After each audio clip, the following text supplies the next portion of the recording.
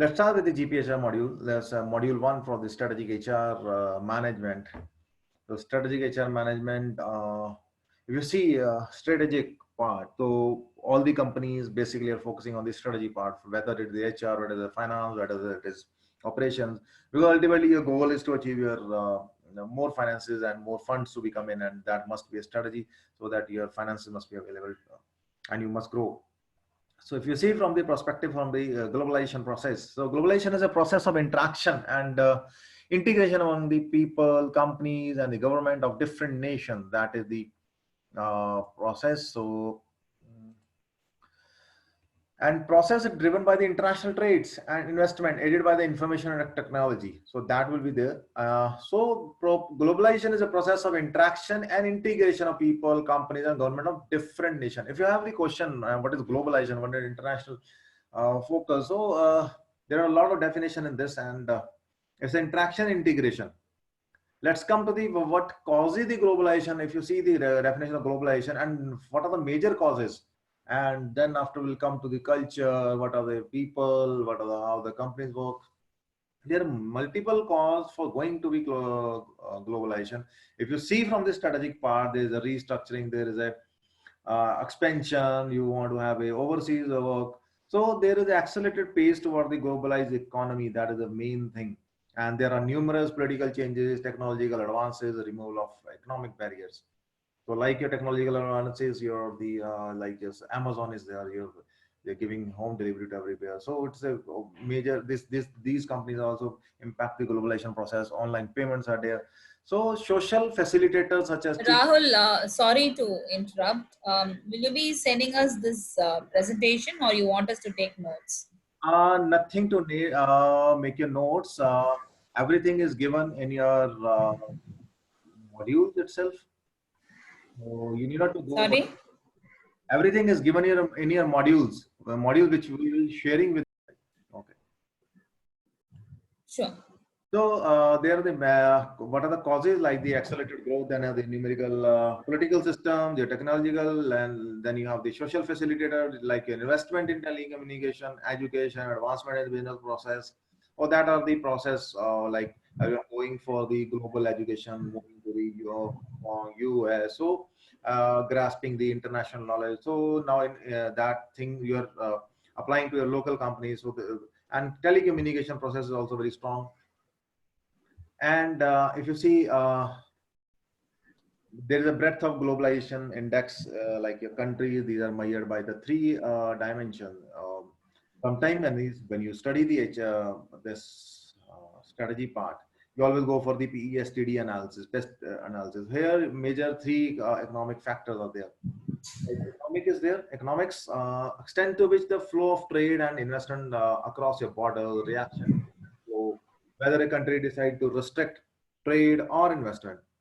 Then you can have the social, like a spirit of the idea, social exchange of the knowledge, free passage of the citizen across the border. That is the social. Then is your political. Political factors maybe like your government support, government policies, institution, cross-border economics, social activities, and in fact the WTO, WHO. So there are many other organizations that becomes the joined with the political so that to regulate the globalization. And there are certain advantages of globalization that include your lowering your price, then greater availability of your goods, better jobs, and access to the technology. So these are the advantages for that. Let's come to disadvantages. So disadvantages that there may be, if you see, homogeneity of culture is one of the disadvantages. Then global warming, inadequate unsafe water usage, offshoring jobs with low wage countries. Uh, there is a growing trade deficits. There are slow growth, wages growth, and lack of responsiveness from your economic factors like your process, like the race to bottom, in which the companies and countries are placed downwards. Then you have the international business. International business refers to as your business activities. If you have the globalization and international business, It's a difference is that it refers to the business activity that involve the transfer of your knowledge, skills, resources, goods, services, or information across the national boundaries. That is the difference from international. And resources that make up to flow are raw, your material, capital, goods, services, and the people. So any firm, regardless of their size, that is engaged in the international business is defined as the international firm. So you may have this smaller, very generalized definition in your exam. So you must understand and what is the globalization, what is the international business, what is the international firm. The firm that is directly invested in the abroad and has at least one working affiliate in the foreign country, like if you have a factory or a branch in another, like in Bangladesh or in your Nepal, in the small or in the Asian countries, over which it maintains effective control that is defined by the multinational enterprise. So MNCs and MNE here are the same thing here. Again, these terminologies will be used widely in our slides. So MNEs are, if I write a short form, it's a multinational enterprise.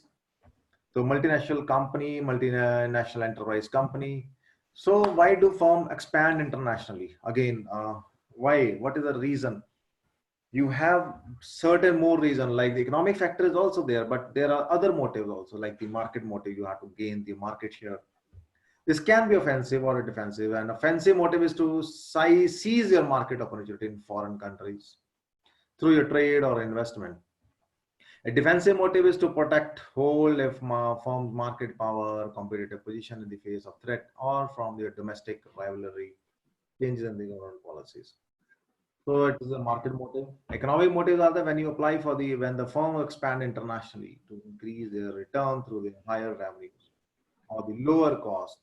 So international trade and investment are the vehicles for enabling your firm to have a better intercountry difference across the in terms of your cost of labor, natural resources like you're shifting to China from here. Then you have the capital as well as difference in the regulatory treatment, such as the taxation. Like in you see the UAE, there's a lot of taxation difference. So there is only a VAT, which is recently introduced.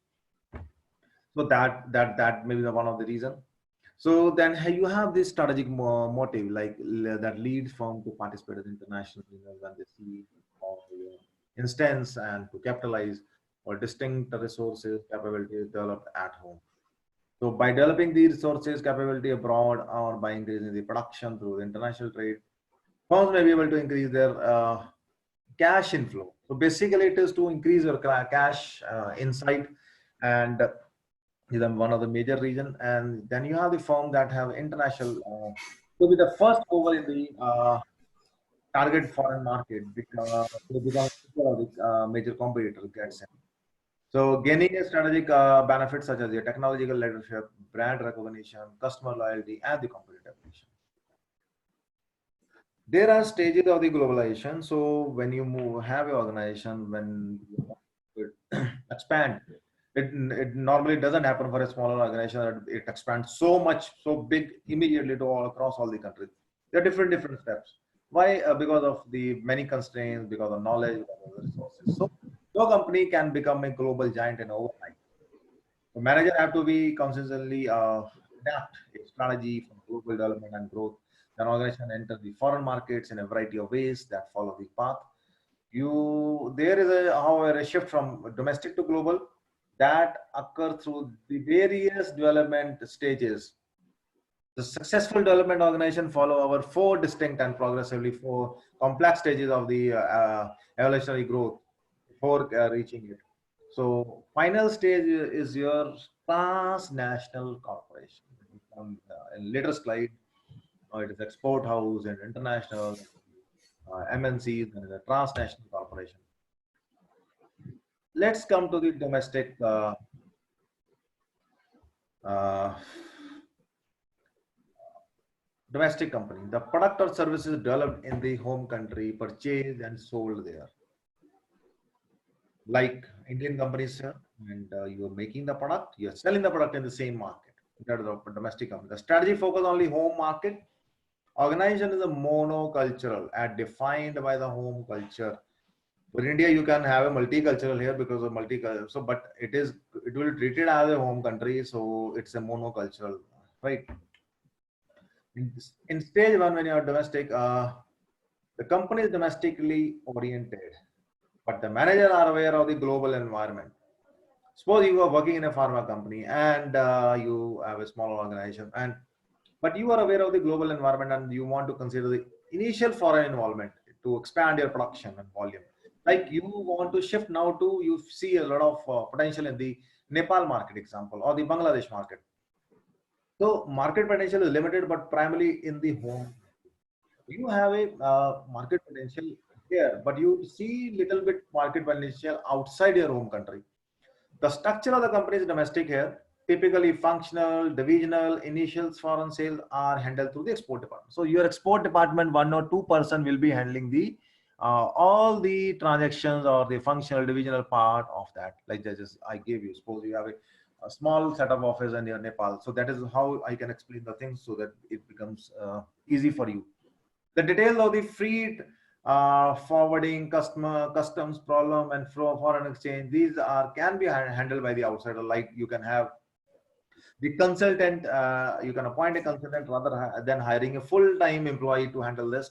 You can hire so that he can C&F for carrier and forwarding agent. They can handle all the with taking your payments.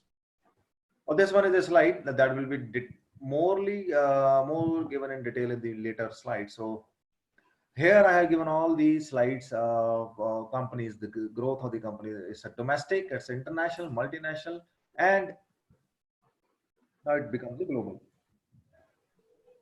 When you have the domestic stage, it's a stage orientation, second is the stage development, and third is now it's a structure and the market potential. So you have a different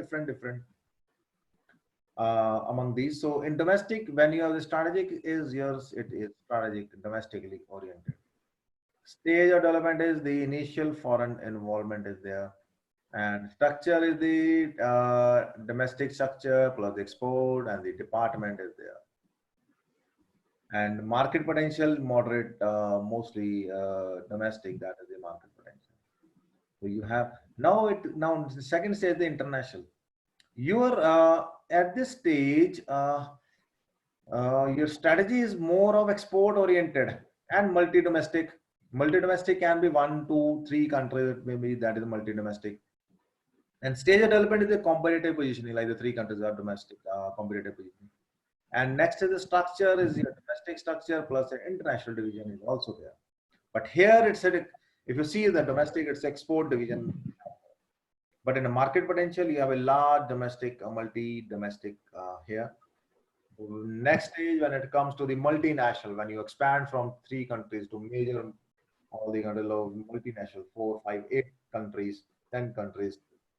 Here you have strategies that you want to become a multinational, and your stage of development is the explosion. Here you want to explode the different organization, different company you want to explore, and structure is your worldwide, and it can be geographic, it can be product based also.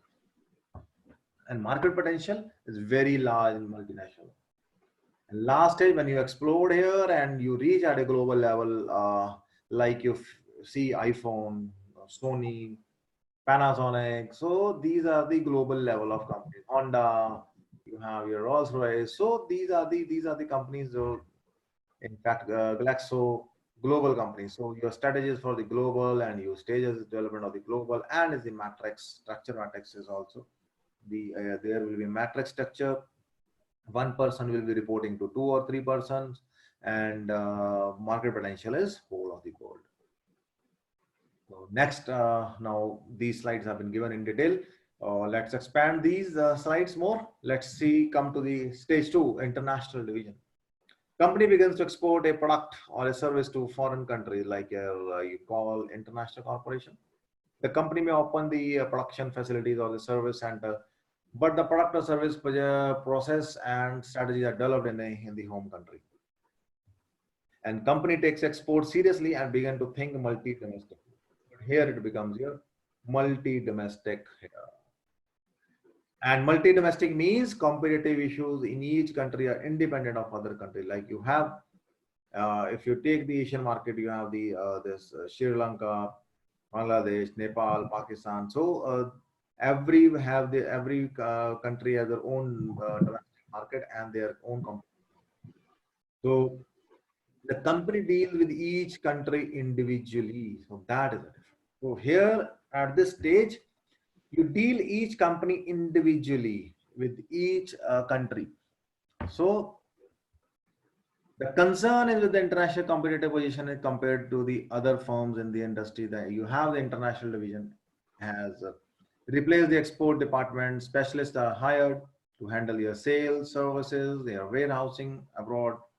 Where you hire your specialist, and multiple countries are identified as a potential market. The next stage is a multinational. So multinational corporation has its facilities and other assets at least one country other than its home country.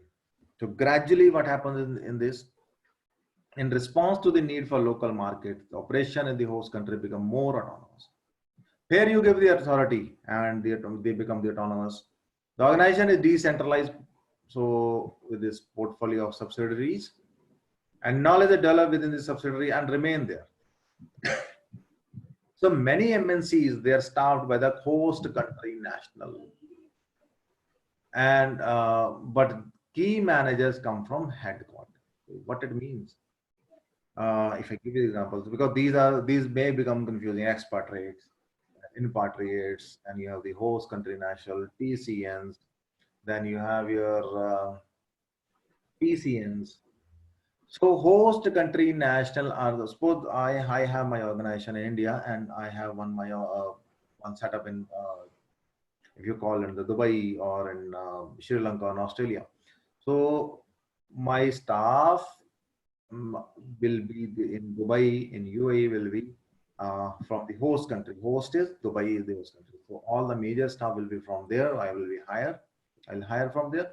But manager, the person who will manage that company there, will come from India, from headquarters. This it means, because you have to take a decision from your India, from the headquarters. That is the point you need to understand. It is also called the HCN, host country national. The host, which are where you have opened your branch, that is the host, and national, the people who are staying there, they are localites. You hire them for the junior level. But CEO, your managing director, maybe from your headquarters. In this stage, the company has extensive experience in the number of international market and has established marketing and manufacturing, R&D facilities in the several foreign market maybe there. So organization obtains a large percentage of their revenues from the sales outside the home country. So for my company is having the large revenue share from the Australia, from the Sri Lanka, from the UAE. So right, this is, and then you have the explosive growth occur. So now I feel that my company should explore more into more companies. So it's explosive growth occur as the international operation takes off, and the company as a business unit scattered across the world with the supplier, manufacturer, and distributors. Now the stage is the fourth stage, the globalization stage. The global, the corporation views of the whole world as a single entity. So your laws and everything will be a single. Offer global products that have a little or no national variation. So, but in MNE, multinational enterprise, there can be a what you call variation in the products, but here as a global, you feel iPhone worldwide, it is same specification. It's a global company, Apple. So strategy, ideas, and the process that emanates from the headquarters. Company transcends into a single country. Business is not merely a collection of domestic industries, rather subsidiaries are interlinked to the point where competitive position in one country significantly influence the activities in other countries. All these subsidiaries will be interlinked, they will be in complement with each other to beat the market competition. Truly global companies have no longer think of themselves as a single home country. It these are also called as stateless corporation. those who don't have their states. So these are the whole world as in one. So there is no such demarcation. Next stage, it comes the transnational TCN, transnational corporation that blends the standardization of the. What happens is that when you use the globalization, you may find a lot of difficulty with the local law, local culture. You have a local administration, local political belief. So then you have to blend your local team with your multinational global organization. Then become the transnational. Transnational corporation blend the standardization used by the global organization. Globally, you have one laws or what with the localized approach and like due diligence process, ethics. I think you can call it as the manufacturing process will be same, but uh, localization approach will be there for the. The result globalization, an organization with the strong global image but an equally strong local identity. So there will be equal identity. Uh, so the organization production services process become more globally dispersed and interconnected. So strategy is developed globally and innovation best practice are freely exchanged. It means strategy that has been that is developed globally and they are freely exchanged within the countries. Then involved in this strategy formulation, the development and the organization and development change to the support the organization strategic values. So that becomes your transnational. So transnational, globalization, multinational enterprise, then your international and your domestic. This all the slides. So I think that becomes more clear. So if you just confuse, just it is you can correlate these with your correlating with the example with the of the companies. So that's how you can. If you see the transnational, if I give you the transnational example, you can have the Pizza Hut, McDonald's. Yeah. Standardization approach is global, but with the localization, you see the paneer, right? Sag. So, but in other countries, it is beef. But not in India. It's a localization approach that becomes the transnational. If you start using beef here in this, so you will be wiped out. So that is the approach. That's why the transnational word has been originated. Clear? Like many automobile companies, if you see automobile companies, also they have like in India, you have a lot of heating temperature, a lot of roads are not in good shape. So you make your modification accordingly, like the Toyota, Honda. So some of the cars are not available worldwide, but here you have the transnational. Let's come to the global orientation. So global integration and the local responsiveness. So industries in which the competition takes place on the country by country basis or the multi-domestic industries. By country, you have the company.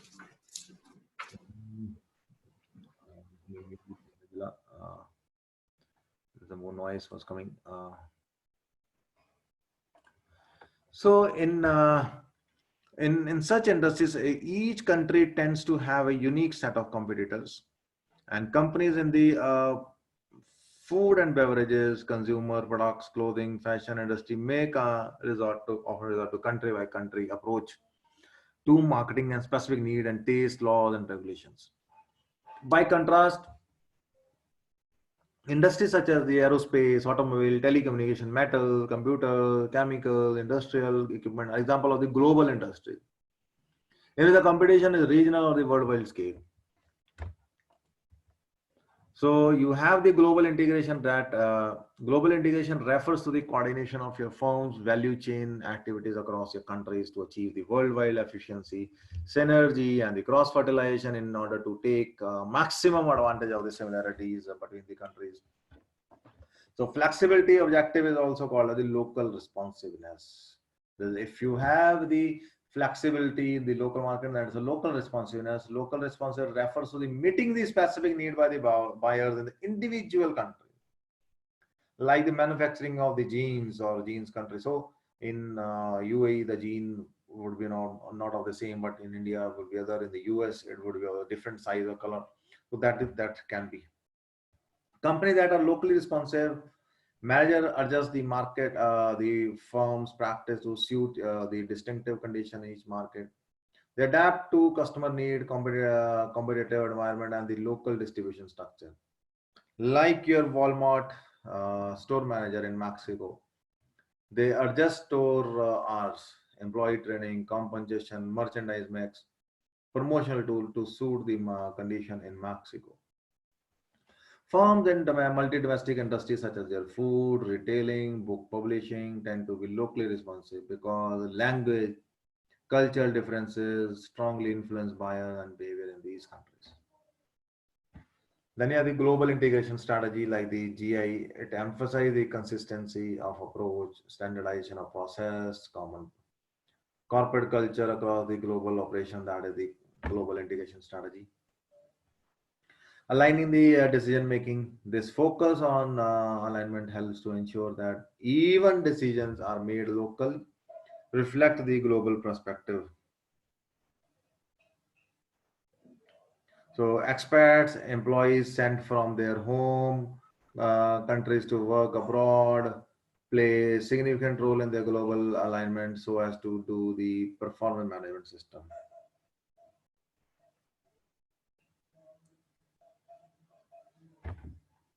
Then you have the standardization process. Standardization process is your these are designed to achieve the efficiencies, economies of scale, consistent expectation, and control over strategic part of value chain. That is the standardization process. Socializing the key individual, the pressure for global integration like economies of scale. You have concentrating the manufacturing in few select location where the firm can profit from economies of mass production, motivates the global integration, and capitalize on covering the consumer trends and universal needs. Standardization is appropriate for products with the widespread of acceptance with those of features, qualities, and the cost are similar to the worldwide. So that can be your computer chips or electronic components. So that is the global integration. Like Intel, Microsoft, worldwide is a global. So it's the same. If you see, they have standardized it. So uniform service to the global customer, like the services are the easiest to standardize when the firms can centralize their creation and delivery. Global sourcing of raw material, components, energy, and labor. Firms face on ongoing pressure to procure the high quality inputs goods in the cost effective manner. So sourcing of inputs from the large scale centralized supplier provide the benefit from economies of scale and more consistent with the performance outcome. Then at the global competitors, availability of the media that can reach to the consumer in the multiple markets. Let's come to the responsive strategy or local strategy. That is the so understanding the diversity, like your local responsiveness, organization must learn the culture, institution, legal, economic, and in the of the areas in which they operate. First, you must understand your diversity.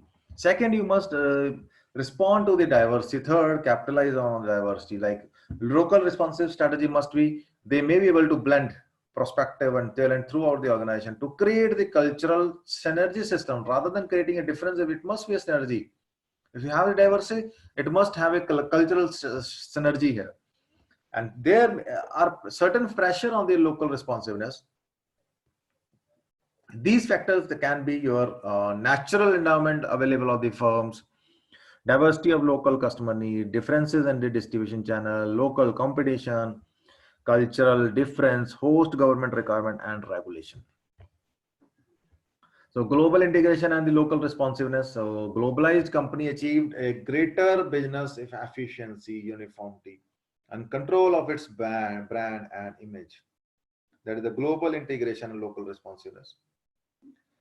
So localized companies more ability to be customer focused and meet the legal and the local cultural requirement. But a global company achieves a greater business efficiency. There is a lot of uniformity, there is a lot of control of its brand. You will find the same brand across, but in localized company, is that with the customer focus from market to market, it can be different. When the company becomes a part of local network, it becomes likely to enjoy the support of the local authority, local public opinion, and becomes active in the local workforce development. And you have benefit from the lower cost of operations. Let's come to this slide. Here you have, it is given the need for the local responsiveness. It's a low to high. It's a low to high here. So here is a need for local responsiveness and need for the global integration. The high responsiveness and high global will lead to the transnational, as we discussed in the previous slides. There's a high global and high local. More of the global, it will be global strategy, less of local responsiveness. We start from a low in the local responsiveness, low in the, if you see in the global, it's a home replication strategy. But if you have high local responsiveness, low global, it's a multi-domestic strategy that can be there, multi-domestic, can be export houses. So this is the global and the local responsiveness. So global organization unit structure, the organization structure is not simply an organization chart.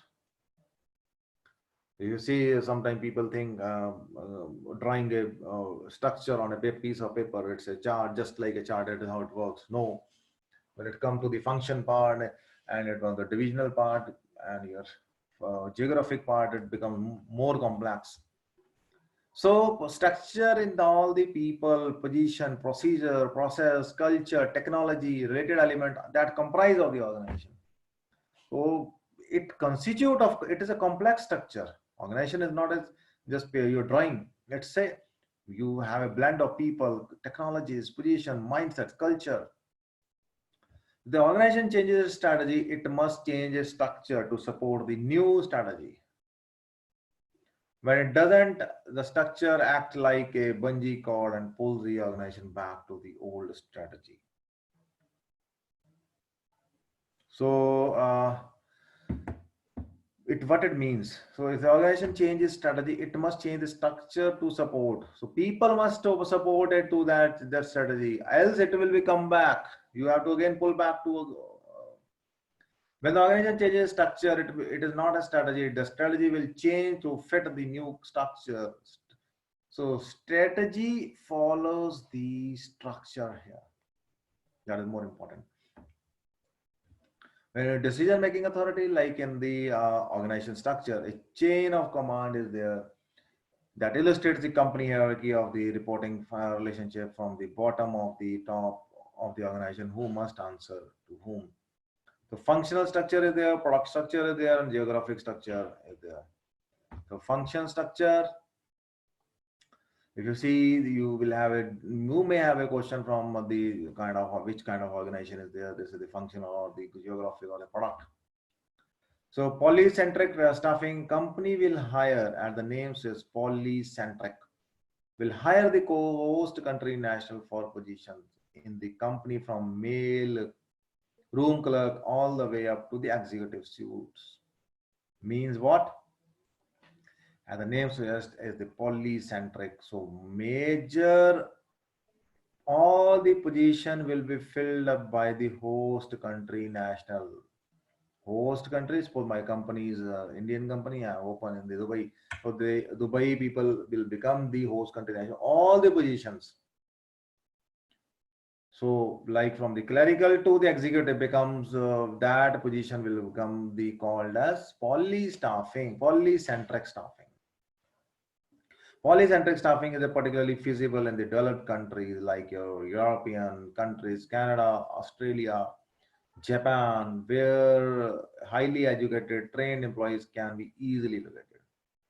That's why we have gone through the policy. Why we are not hiring the uh, headquarter professional, because we feel that the people in the host country national are highly skilled, intelligent, and they can handle the organization. They're trained. That these are available in the trained market, like the developed countries, European, Canadian, Australian, Japan. Then the regio-centric staffing is a lot like a polycentric staffing. In that host country national staff, each foreign subsidiary to a high degree. And the regio-centric is a lot, it's just like a polycentric staffing. So there is a level of degree of change. So however, the company office facilities are grouped into regions and work as a single unit with a fair degree of autonomy from the home headquarters. So there can be that is the regional centric for one region, like if you have in India also, there is a regional, but there may be a degree of autonomous status that will be different. Hybrid structure mixes the element of the functional products and the geographic organization structure. During the domestic international stage of globalization, export department or the international division will be attached to the functional organizational structure, that is the hybrid structure. Front-back structure. Front-back structure is the form of the hybrid structure, divides the organization into front function and the back function. So what it means, front, the people from where you can see, people can see who are on the front, and back end, those who are handling the manufacturing or something. So this is how it has been described. So front function, which are defined by the geographic location, by the customer type, and back function, which are organized by the product and the business units. Front end focus on the customers, market groups, while the back end designs, develop the products. Like a factory people, you can call them as a back end, and the salesperson, showroom, these are called as the front end sales. This is a potential for conflict between the front and back in this structure. Then you have the matrix structure that can be seen in global and the transnational and the enterprise with the geographic approach.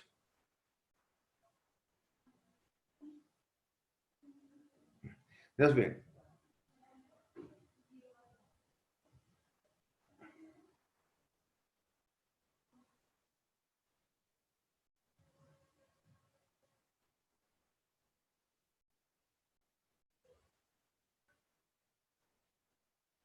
So the matrix has ties on the both product and the, if you see the matrix, that can be seen in the global and your transnational matrix. So enterprise with the geocentric approach to the staffing, like your matrix has ties with the both products and geographic division, attempts to balance the local needs with the global efficiency, economies of scale.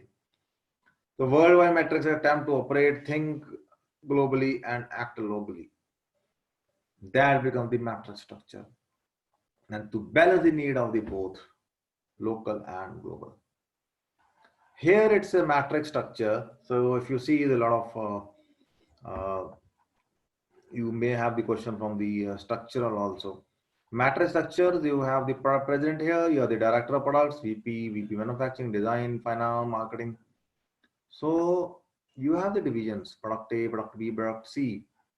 So this is the matrix. So product A will be handled by the director of products, vice president design, manufacturing, finance, marketing, and B also will be handled by design, manufacturing, finance, and C also design, manufacturing, finance, marketing, and D also design, manufacturing, finance, and marketing. All will have, the HR will handle all the aspects of this. So this is a matrix structure. This, so one person will be handling this, second person handling this, and one person will be handling this. So this becomes the matrix structure. This is a function based. So decision making is a decentralized and employee participation in the project that may have the two bosses. So like one from the product side, other from the geographic side. The matrix structure requires a great deal of communication, coordination among the managers because line of authorities are not always clear. The global HR organization, if you have global HR organization like your, so the alignment of business organization and the HR organization are, you have the business organization, here the single base unit, allied and diversified organization, and the holding company. So here you suppose you have the corporate HR function, shared service, and dedicated. So some of the part will be most common, like your HR, corporate, shared service, and dedicated. So this is in alignment with the every country, the holding company. We'll discuss everything in detail. What is the corporate HR function, shared services, holding company, allied. Let's come to the single base or the functional business. So single business is what? Mm. So a strong HR functional organization usually makes the most sense. That is the strong HR functional organization. So means identifying the staff specialist who can design HR practice that match the need of the business. And just wait.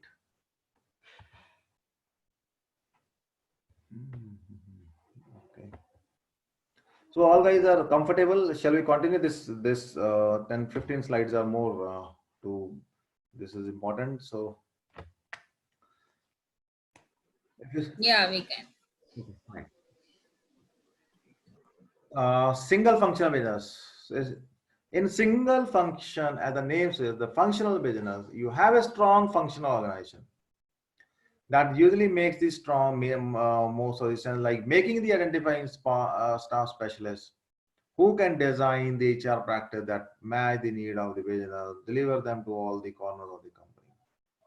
Employees who move from one side to another side wants to have a familiar terms and working condition. Same they want as a single. The manager want to know what is expected of their work regardless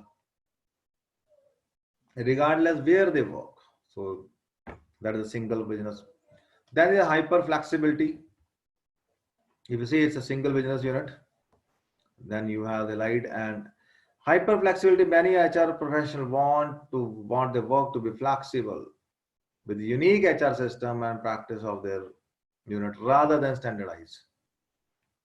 So as the name suggests, the HR want to be flexible rather than the standardized, even though the flexibility can uh, be harmful here rather than good when you have a basic similar business across the organization. So there, here it demands the hyper flexibility. Then you want the separation of corporate and the operating unit HR. As a single business unit expand, when you have a single business, there is an increase in the workforce that seems to generate a need for operating the certain HR unit specialist, so one unit HR specialist, second unit HR specialist. No, it's a time to it's a transition phase for the single business unit to when it becomes a multinational, the last stage. Both the corporate and the operating units add HR staff, creating the financial and administrative burden on that. Isolation is also important. The corporate staff specialist who distance themselves from the business realities, respond slowly to the business changes. That is the problem here. So there may be business changes, but people sitting in the corporate office, they may are unaware of the market strategies, market problem. That has been barricaded by the corporate office. They are at the risk of designing the HR practice that worked in the past, but not in future. When you are having a single unit, HR strategies may not be same as for the multiple units. Then you have the disintegration. The functional HR specialists often settle into the silos. So that silos that separate from other group. So you feel just like we are isolated. We are making their own policies, but that has been isolated by the organization or the working staff. When recommendation of new HR policies and the procedure comes from separate specialists, it becomes more difficult to be of the resulting practice into the unified on whole. That becomes the problem with the HR when you have the external consultants or other. So then you have to imbibe in your own organization. So too many companies hire based on one set of criteria, train based on the different set, and evaluate the performance on into the third. Now it comes to the holding company. When it comes to the holding company, a company composed of multiple, unrelated, independently managed businesses in the best described as a holding company. Holding is what? Multiple offices. These are not related to each other. And they are independently managed. That becomes the holding company. In holding company, there is often little independently means they have their own finances, own you have to manage. In holding company, there is often little or no HR at a corporate level, but little impetus on the implement HR. Each business is expected to create, manage its own autonomous HR practice based on the specific need of the function. Here you have your own HR in the local manner, and therefore it is HR embedded within the business. Here the terminology becomes the HR embedded within the business. So it means it becomes the part of business. According to the business, you create your own HR policies and the practices that become the autonomous.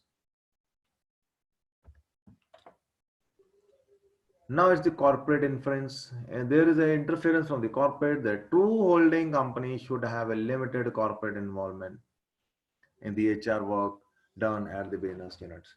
The corporate should set a general direction, philosophy, but the HR policies, practices, and the priorities belong to the business units. The lack of sharing, diverse business units find it easy to slide from autonomy into the isolation. In the absence of business imperative for the coordination, HR leader, professional need to make the extra effort to stay in touch with one another, sharing lesson through the learning communities and technology and the forums. Now, repatenting the wheel. Now it's time to patent your business. When the business unit HR department are in touch with one another, they are often to develop their own program. In the holding company context, it's not invented here syndrome is especially alive and well, and many professionals are reluctant to utilize the program they do not create it. That becomes the problem. You don't buy from outside. You said if it is not invented here, I will not going to obey this. That is the problem here with the holding company. Linearity. Danger of the HR professional in the holding company is that they become more focused on the short-term needs of the business. They may overlook the long-term business perspective, implications, problems of the HR involvement and the potential for contribution. That is the also one of the issue. Then you have the allied and diversified business. The choice between the functional and dedicated HR is often put as either question. HR exists either at a corporate or business unit level and is centralized, decentralized, and then efficient and effective and standardized or flexible. There are types of the organization. Most large companies are not pure single business. They do not operate as holding company. So problem is that they are not as a single. They lie somewhere in between the either in the related, unrelated spectrum of diversification. They create operating business units to compete in different markets, yet try to exploit this synergism among them. So this one is the slide of the types of the HR functions organization.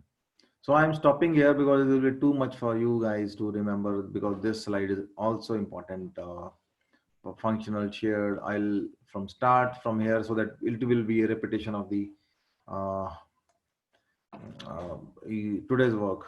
So again, we'll move ahead because a lot of new definition will come in this stage because it's a first lecture, right? Okay. So, how was the class? How you feel the pace was right or what? How you made your understanding?